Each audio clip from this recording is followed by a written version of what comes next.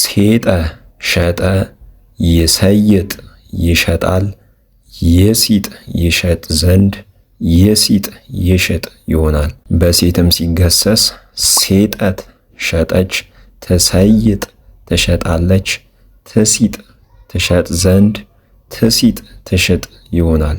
በተደራጊ አንቀጽም ሲገሰስ ተሰይጠ ተሸጠ፣ ይሰየጥ ይሸጣል፣ ይሰየጥ ይሸጥ ዘንድ፣ ይሰየጥ ይሸጥ ይሆናል። ሶስተኛውና አራተኛው ወይም ዘንድና ትእዛዙ ላላ ተደርጎ ይነበባል። ካላዩ ወይም ሁለተኛው ይጠብቃል።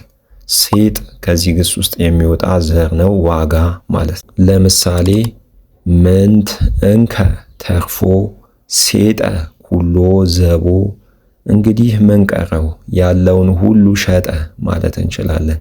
ሴጠት በሚለው ሴጠት ንብረታ ንብረቷን ሸጠች።